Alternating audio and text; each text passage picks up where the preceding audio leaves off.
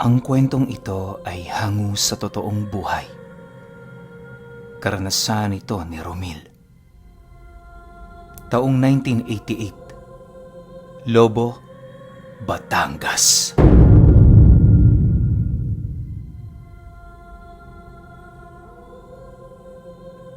Itong mga panahong ito, merong isang matandang nagbabantay sa kanilang lupa na kilala sa tawag na Lolo Bakwan. Magmula noong bata pa si Romil, naninilbihan na ito sa ilalim ng pamamahala ng kanyang ama. Hindi niya alam kung papaano nagkakilala ang dalawa sa kadahilanang palagi yung iniiwasan ng kanilang padre de pamilya. Basta pag may isang nagtatanong sa kanila, ang palaging sagot nito, may utang na loob sa kanya ang matandang yon. Mabait naman si Lolo Bakwan ayon kay Romil. Kapag pumupunta sila sa kanilang lupa, malaya silang makakakuha ng anumang bagay na kanilang naisin. Sa katunayan, sa bawat pagtungo nila roon, kung hindi manok ang daladala nila pauwi, yon ay pabo. Mahilig kasing mag-alaga ng pabo si Lolo Bakwan. Sa halos ilang dekada nitong paninirahan sa lugar, nasa higit 50 pabo na ang kanyang inaalagaan. Hinahayaan niya lang yung magpagala-gala sa mga lupang kanyang pinagbabantayan na siyang naging palaisipan para kay Romil at sa kanyang mga kapatid. Marami kasi noong magnanakaw sa kanilang baryo, kung kaya't labis silang nag-aalala na baka bumaba ang bilang ng mga alaga nito. Palagi naman nila noong pinagsasabihan yon pero hindi pa rin nakikinig ang matanda. Isang araw, nagkataong kapasa ng abukado sa kanilang lupa. Inabisuhan sila ng matanda na magdala ng maraming sisidlan dahil marami pa sa mga punong naroon ang merong mga bunga. Matapos itong mapag-alaman ng pamilya ni Romil, nagpalipas lang sila noon ng isang araw bago nila inumpisahan ng pag-aani. Di pa man sumasapit ang bukang liwayway noong araw na yon, naroon na sila sa kanilang lupain, abalang-abala sa pangunguha ng mga bunga. Halos sinuyod nila ang kaduluduluhan ng kanilang lupa, masiguro lamang na makuha nila ang lahat ng bunga ng punong naroon. Isa din kasi yon sa pinagkukunan ng kabuhayan nila Romil, kaya hindi maipagkakailang mahalaga din ito para sa kanila. Sa pagpapatuloy ng kanilang ginagawa, dahan-dahan naman siya noong napaisip, gawa ng kitang-kita niyang si Lolo Bakwan yung umaakyat ng puno. Yung tatay niya paturo-turo lang. Ang mga tauhan naman nitong kasama, abala na din sa pagpapasa ng mga nakasakong bunga. Dala ng kanyang pagkabahala na baka mahulog ang matanda, agad naman siyang lumapit sa kanyang ama habang alalang-alalang nagwiwika ng, "Tay, bakit si Lolo Bakwan pa ang pinapaakyat mo? Matanda na yan oh. Paano kung mahulog yan?" Dahil sa kanyang sinabi, seryosong napatitig naman ang kanyang ama habang nakangiti. Sa muling pagsilay nito sa kinaroroonan ng matanda, kampante naman itong sumagot sa kanya ng, "Hindi ka ba bilib kay Lolo Bakwan mo? Kahit sa pinakaduluduluhang bahagi ng puno yan pumunta, hindi yan mauhulog. Bumalik ka na sa pwesto mo, Romil. Tingnan mo, nagkalat na yung mga bungang isinisilid mo sa sako." Nang marinig niya ang sinabi ng kanyang ama, napasilay naman siya sa mga bunga ng mangga na nagkalat sa paligid. Ang ginawa niya, tahimik na lumapit roon habang nananatiling walang imik. Magmula noong narinig niya ang sinabi ng kanyang ama, wala siyang ibang ginawa kundi pagmasdan ng maigi ang matanda. Wala naman siyang nararamdaman doong kakaiba pero kapag tumitingin siya dito, nababalot siya ng misteryo. May mga pagkakataon nga din noong napapansin niya ang mga pabo nitong alaga na panayang pagsunod sa matanda saan mang dako ito ng lugar tumutungo. Nagsisipulasan lamang noon ang mga pabo kapag seryoso na siyang tumititig rito. Matapos ang kanilang paggapas, kagaya ng kanilang nakaugalian, tinirahan nila ng maliit na parte ang matanda at nagpasalamat. Agad din naman nilang nilisan ang lugar na yon dahil lahat sila aminadong napagod sa buong araw na pagtatrabaho. Sa pagdating nila sa kanilang tahanan, paisa-isa namang nagpahinga ang kanyang mga kapatid. Si Romil noon, nananatiling nakaupo sa kanilang kusina, naghihintay ng mga kasagutan sa mga katanungan niya. Sa paglalim ng gabi, tinawag na din siya ng kanyang ama para magpahinga. Habang natutulog noon si Romil, may iilan siyang pangitaing nasisilayan sa kanyang panaginip. Ang kanilang lupain, binabalot ng apoy sa lahat ng hangganan nito, subalit nagagawa yung mapigilan ni Lolo Bakwan at ng mga kasama nitong may kasuotan na halos maihahalin tulad mo ang kulay sa mga balahibo ng pabo. Armado din ang mga ito at halos ramdam mo mula sa pagtitig sa mga nilalang na yon ang kanilang nag-uumapaw na lakas at presensya. Sa pagpapatuloy ng kanyang panaginip, doon niya nakita ang nasa likod ng mga apoy na yon. Sa tanang buhay noon ni Romil, yon ang pinakaunang beses na nakaranas siya ng ganoong panaginip. Alam niyo ba, paggising niya kinaumagahan, tandang-tanda niya pa rin ang pangyayaring kanyang nasilayan. Kadalasan sa mga panaginip niya ay hindi niya nagagawang matandaan na siya namang labis niyang ipinagtaka. Imbis na sana naiisa lang ang katanungang umiikot sa isipan niya, dumami ito dahil sa panaginip na yon. Makalipas lamang ang ilang oras, para nang wala na sa kanyang sarili itong si Romil. Tulala lang siya noon habang nagbabantay sa kanilang mga paninda sa bayan. Nang mapansin ito ng kanyang ama, agad naman siya nitong nilapitan habang nagtatanong ng, "Wala ka bang magandang tulog? Pwede ka namang umuwi. Bumalik ka na lang mamayang hapon. Nandito naman yung mga kapatid mo eh. Tsaka, pakisabi na lang sa nanay mo, huwag kakalimutang magdala dito ng pagkain mamayang 12:00. Sige na Romil, magpahinga ka na muna." Matapos niyang marinig ang sinabi nito, tila ba doon na nabuo sa kanyang isipan ang palihim niyang pagtungo sa kanilang lupain. Wala na kasing ibang naiisip noon si Romil kundi kausapin ng matanda, gawa ng yun lang ang alam niyang makakasagot sa lahat ng kanyang mga katanungan.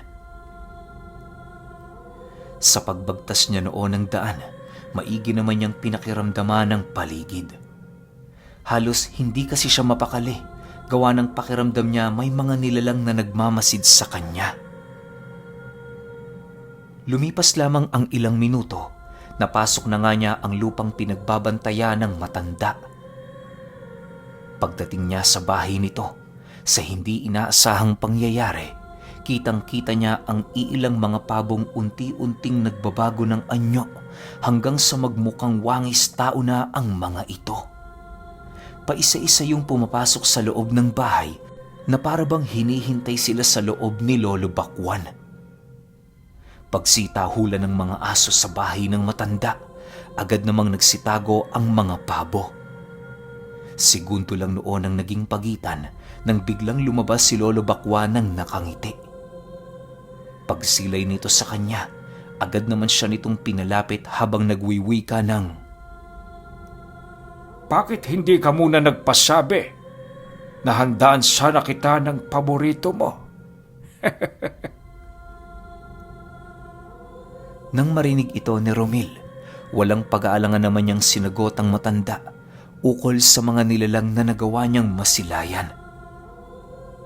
Ilang ulit man itong pabulaan ang kanyang mga sinasabi, nasisiguro niyang hindi siya pinaglalaruan ng kanyang paningin. Habang patuloy silang nagtatalo noon ng matanda, hindi na nga nakapagtimpi itong si Romil, kaya na may harap-harapan na niyang inilahad ang kanyang mga panaginip at ang mga kaganapang nagbibigay ng katanungan sa kanya. Matapos naman itong marinig ng matanda, bigla naman yung natigilan sa pagsasalita na para bang maging ito man ay hindi makapaniwala sa mga bagay na kanyang inilahad. Ilang ulit pa itong pinakwento ni Lolo Bakwan sa kanya para naman kahit papaano masiguro nitong hindi siya nag-iimbento. Nang mapagtanto ng matanda na nagsasabi siya ng totoo, dali-dali naman siya nitong pinapasok sa loob ng kanyang kubo habang nananatiling walang imik. Sa pagdating nila sa sala, bumungad sa kanya ang mga panauhing animoy mga katutubo na nagsisikumpulan sa lugar na yon. May mga hawak-hawak itong batong nagliliwanag na siya namang labis niyang ikinagulat. Pag-upo niya sa isa sa mga silya, inilahad ng matanda sa kanya na wala siyang dapat ikabahala sa lugar na yon. Ang loob kasi ng kanyang kubo, nananatiling nakahinto ang oras para sa mga taong pinapapasok niya roon na meron siyang pakay. Ginagawa niya ito nang sa gayoy lahat ng mga importante nitong gawain sa buhay ay magagawa niya pa rin sa oras na makalabas siya sa lugar na yon. Nang marinig ito ni Romil, kahit papaano, naging kampante naman siya gawa ng hindi siya nakapagpaalam sa kanyang ama. Ang una niyang tinanong noon sa matanda, sino ang mga panauhing nagbabalat kayo bilang mga pabo? Para kay Romil, nakakapangilabot ang ganoong kakayahan ng isang individual, lalo pat may mga pagkakataong pinapauwi sila ng matanda ng mga pabong yon. Ang ikinakabahala niya ay baka nakakain na sila ng isa sa mga ito nang hindi nila namamalayan. Huwag kang mag-alala, iho. Sigurado akong malinis ang mga pabong pinapadala ko sa inyo. Kaya ko lang naman ginagawa yan para hindi mapaghinalaan ng kung sino-sino ang mga alaga ko. O siya, ngayong alam mo na ang tungkol sa mga pabong ito. Ano pa ang nais mong malaman? Sagot naman ng matanda. Matapos itong marinig ni Romil, walang pagdadalawang isip naman niyang tinanong ang matanda ng, Sino ho kayo? Dahil sa kanyang sinabi, lahat ng mga kasama ni Lolo Bakwan ay natigilan sa kanilang kinaroroonan. Ang iilan sa mga ito, pinili ng ibaba ang kanilang mga sandata para lamang makinig sa seryosong usapan nilang dalawa. Maya-maya pa, nakangiting tumitig sa kanya ang matanda habang sumasagot ng, Ama ko ng ama ng tatay mo. Ilang henerasyon na din akong nanananahan dito, Romil. Masaya ako sapagkat ang mga kaapu-apuhan ko sa tuhod ay nakikita ko. Kagaya mo, iho, lumaki ka bilang isang mabuting tao. Sa lahat ng apo ko, ikaw lamang ang natatangi sapagkat tanging ikaw lang ang nakakapanaginip sa mga kaganapang nangyayari sa lugar na ito. Ang panaginip mong yon ang nagsisilbing rason ko kung bakit hindi ko maiwan-iwan ang lugar na ito. Mamayang gabi bumalik ka rito. Ipapakita ko sa iyo ang mga bagay na tinutukoy ko. Matapos nitong makapagsalita, nagpasya yung pauwiin na si Romil. Bago siya umalis ng tahanan ni Lolo Bakwan, inabutan siya nito ng isang kulay kayumangging dahon. Inilahad ng matanda sa kanya na habang nagsasalita siya, durugin niya yun sa harapan ng kanyang mga magulang. Sino man ang makakarinig sa kanyang pagnanais habang dinudurog niya ang dahon ay walang makakatanggi, ayon sa matanda. Nang mailahad na nito ang mga bagay-bagay na nais niyang malaman, dali-dali naman siyang bumalik sa kanilang tahanan. Kinahapunan, habang nagmemeryenda silang mag-anak, halos manginig na ang buong katawan ni Romil dahil sa kaba. Nang magkaroon na siya ng sapat na lakas para magtapat ng kanyang nais, walang pagdadalawang isip naman niyang dinurog ang dahong ibinigay ni Lolo Bakwan habang nagpapaalam sa kanyang mga magulang. Akala niya talaga noon mapagsasalitaan siya pero matapos niyang makapagpaalam, tumangulang naman ang mga ito na para bang hindi problema sa kanila kung doon man matulog itong si Romil. Dahil sa pangyayaring yon, hindi na siya nagsayang pa ng oras para makabalik sa tahanan ng matanda.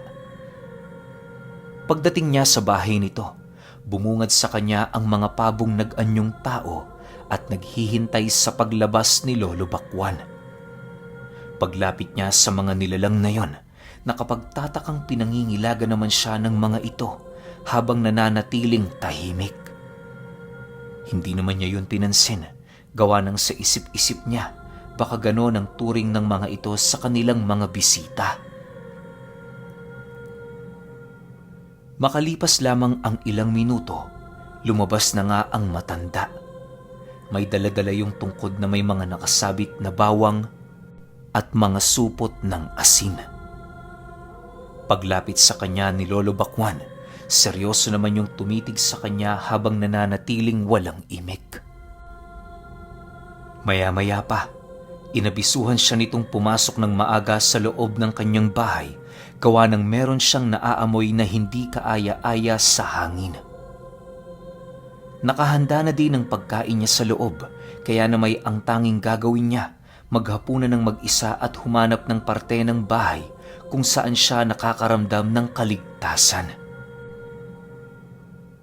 Matapos itong marinig ni Romil, maya't maya naman ang pagtanong niya sa matanda kung ano ang nangyayari. Inaasahan kasi niyang sasama yun sa kanya sa loob para makapag-usap sila buong magdamag. Dahil sa kanyang sinabi, seryosong inilahad naman ni Lolo Bakwan ang kasalukuyang sitwasyon ng lugar na yon. Ayon sa matanda, hindi na mangyayari ang inaasahan ni Romil sa kadahilanang may mga pagbabantang naganap noong umuwi siya. Aabisuhan pa sana siya ni Lolo Bakwan na wag nang tumuloy roon, subalit huli na ang lahat para sa nilalang na kanyang inutusan. Bago pa man kasi ito makarating sa kanilang tahanan, nasipat na kasi siya nitong naglalakad patungo sa bahay ng matanda. Upang hindi siya mapahamak, nagpasya si Lolo Bakwan na gumawa na lamang ng harang sa pagitan ng kanyang tahanan. Bagaman klaro sa kanyang isipan ang mga katagang inilahad ng matanda, labis pa rin siyang naguguluhan sa kadahilanang hindi niya alam kung ano ang nais nitong ipahiwatig. Sa tono kasi ng pananalita nito, tila ba naglalahad yun ng mga bagay na lubos na mahihiwaga. Karamihan sa sinasabi ng matanda ay halos hindi ka panipaniwala dahil kung pakikinggan mo yun ng mabuti, wala kang ibang mauunawaan kundi ang tungkol sa mga lihim na karunungan.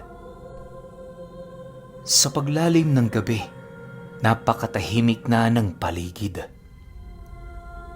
Habang kumakain noon si Romil, maya't maya ang pagrinig niya ng mga yapak na umiikot sa buong paligid. Alam niyang mga tauhan yon ni Lolo Bakwan, kung kaya't hindi na niya yun gaano pang pinagbigyan ng pansin. Lumipas pa ang ilang oras, doon na nga siya nakarinig ng mga pag-alulong ng aso. Kakaiba ang alulong ng mga ito, gawa ng habang tumatagal mas lalo yung lumalakas. Dala ng kanyang kuryosidad, humanap siya ng butas sa dingding para masilayan ang paligid. Pag-ikot ng kanyang paningin sa bakuran ng matanda, tumambad sa kanyang mga mata ang mga taong nakatuwad na merong mga nanlilisik na mga mata. Harap-harapan yung nag-aangil sa puwersa ni Lolo Bakwan, nakasalukuyang armado ng mga pananggalang at mga patalim. Hindi naglaon, bigla namang sumunggab ang mga nilalang na yon na siyang naging sanhi upang tuluyan ang mag-umpisa ang digmaan sa pagitan ng magkabilang panig. Kitang-kita ni Romil ang dami ng mga nilalang na yon na halos triple ang bilang kung ikukumpara sa pangkat ng matanda. Kahit alam ni Lolo Bakwan na malalakas ang mga nilalang na yon, ni katiting na takot wala siyang naramdaman. Paulit-ulit nilang tinataboy papalayo ang mga ito sa pamamagitan ng walang habas nilang pagpugot sa ulo ng mga nilalang na nangangahas na sumunggab sa kanilang grupo. Makalipas lamang ang ilang minuto, nagkalat ang mga nakakapangilabot na bangkay sa buong paligid. Sa unang tingin doon ni Romil, para na yung maliit na bundok na binubuo ng mga patay na tao. Sila Lolo Bakwan naman, nananatiling umuusad para maitaboy ang natitirang bilang ng mga nilalang. Maya-maya pa, pagramdam ng kanilang pangkat na medyo malayo na sila sa bahay ng matanda, nagpasya na silang umatras. Sa pagbalik ng katahimikan sa paligid, nagpatuloy ang kanilang pagbabantay na parabang merong pang susunod na hukbo ng mga nilalang ang kanilang makakalaban. Si Lolo Bakwan noon, nanlilisik ang mga matang nakatitig sa kadiliman, naghihintay ng pagpaparamdam ng mga nilalang na nangahas na pumasok sa kanilang teritoryo. Makalipas ang kalahating oras, muli na namang nasilayan ni Romil ang mga nagsisilakihang mga aso na merong mapupulang mga mata. Sa likurang bahagi nito, nasilayan niya ang mga matatandang huklubang animoy bumubulong sa mga asong yon. May mga daladalang tungkod ang mga ito na sa bawat hakbang na kanilang ginagawa, may mga kumakalat na uod sa lupa. Nang masipat naman ito ng pangkat ni Lolo Bakwan, walang pagdadalawang isip naman nilang sinugod ang mga nilalang na yon. Kagaya ng unang nangyari, sila pa rin ang nagwagi sa digmaan. Habang papalalim pa noon ang papalalim ang gabi, iba't ibang uri ng mga nilalang ang bumibisita sa tahanan ng matanda. Ang iilan sa mga ito mga manananggal, habang ang iba naman ay mga may itim na elemento. May mga engkanto ding nakikisali sa gulo na siya namang hindi nila pinapakitaan ng awa. Sa pagpapatuloy ng ganoong sitwasyon, halos ramdam na ni Romil ang tindi ng digmaan sa lugar. Kahit ilang bangkay pa ang kumalat sa paligid, tila ba hindi pa rin yun sapat upang tantanan sila ng mga nilalang. Ayon pa sa kanya, na habang nagkakaroon ng labanan sa lugar na yon, ang iilan sa mga aswang ay paikot-ikot lamang sa himpapawid. Nagsisibaksakan ang iilan sa mga ito, gawa ng binabatuyo ng tigalpo at mga armas ng mga kasama ni Lolo Bakwan. Lumipas pa ang ilang oras, sumapit na nga ang umaga. Pagtungtong ng alauna, tila bang humihina na ang puwersa ng kalaban nila. Habang nagmamasid noon si Romil, kitang-kita niya si Lolo Bakwan na umapak sa pinakadulong parte ng dahon ng mangga. Nakatayo ito sa pinakatuktok, naghihintay ng mga kalaban na mangangahas na sumalakay sa kanilang lugar. Sa puntong yon, nanumbalik naman ang mga bagay na inilahad ng kanyang ama sa kanya, ukol sa galing ni Lolo Bakwan na umakyat sa mga punong pinagkukuhanan nito ng bunga. Subalit dahil sa tapos na ang paghahari ng kadiliman sa lupa, kahit isang aswang wala nang nangahas na tumungo roon. Nag-umpisa na ding bumaba ang tensyon sa paligid, indikasyon na tapos na ang naganap na digmaan. Makalipas lamang ang ilang minuto, inabisuhan ng matanda ang kanyang mga kasama na ipagpatuloy ang kanilang pagbabantay sa buong lugar. Pagpasok nito sa loob ng kanyang bahay, agad namang tumambad sa kanya si Romil na halos hindi na kumukurap ang mga mata. Paglapit ni Lolo Bakwan sa kanya, mahinahon naman itong hinawakan ng kanyang bumbunan, sabay wika ng, Nawili ka ba sa mga nakita mo, Apo? Ito ang una at huli mong masisilayan ang mga nilalang na yon. Kaya kung ako sa iyo, huwag mong kakalimutan ang mga nangyari rito. Wala nang magaganap na labanan. Kaya kung ako sa iyo, matulog ka na. Dahil sa sinabi ng matanda, agad namang humiga si Romil sa silid nitong inihanda para sa kanya. Kinaumagahan, maaga pa siyang umalis sa tahanang yon, bitbit ang mga alaalang habang buhay na mananatiling sariwa sa kanya. Makalipas lamang ang ilang taon matapos ang insidenteng yon, kinuha si Romil ng kanyang tiyahin sa Maynila. Doon siya nito papaaralin para naman kahit papaano may magandang hinaharap na naghihintay sa kanya. Hindi naman noon tumutol ang kanyang mga magulang, kaya kahit labag sa loob niyang umalis, wala siyang magagawa.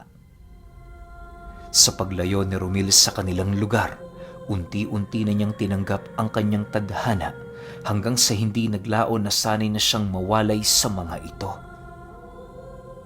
Isang dekada lang noon ang lumipas, nabalitaan na lamang niya na umalis na sa kanilang lupa si Lolo Bakwan.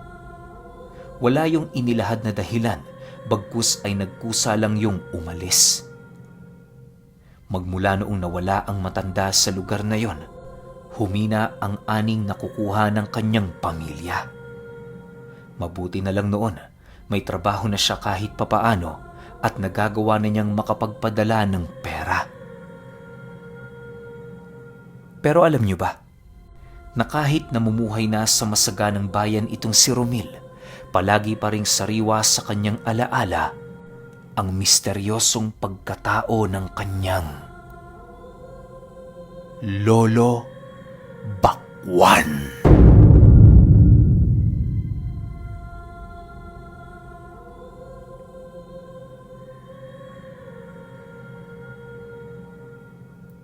Okay, opinion ko sa kwento. Sorry, kasi medyo matagal tayong nawala eh. Pero kung nakafollow kayo sa page ko na Ang Pinuno, malalaman niyo yung dahilan kung bakit medyo matagal tayong nawala. Tsaka yung promise ko na twice a night or twice a day, baka hindi natin siya magawa, no? Kasi nga, nag-giveaway tayo sa ibang kapatid nating narrator na ma-view din yung channel nila. Kasi nga, December ngayon, malaki talaga yung bayad ni YouTube. So, gusto ko naman yung ibang channel, panoorin ninyo. Bumisita kayo sa ibang horror channels para kahit papaano naman, kahit konti, makatulong tayo sa kanila tsaka kumita sila ng konti. Pero yun nga, magiging opinion ko sa kwento, sobrang angas ni Lolo Bakwan. Ang galing niya, no? Sayang lang kung naging series siguro to, marami pa tayong malalaman tungkol dun sa mga pabo. Alam niyo, nung una pa lang para medyo napaisip na ako pabo? Bakit pabo inaalagaan ito? Yun pala, may mga tinatagong anyo pala yung ibang pabo na nandoon. Pero sayang lang nga kasi hindi siya naging series. Siguro kung series nga to, marami pa tayong mahuhukay tungkol sa pagkatao nito ni Lolo Bakwan. Pero wala eh. Hanggang dito lang talaga yung kwento. Pero kayo, kung may opinion kayo sa kwentong ito, i-comment nyo lang sa baba. Yun lang. Hanggang sa susunod na kwento. Salamat.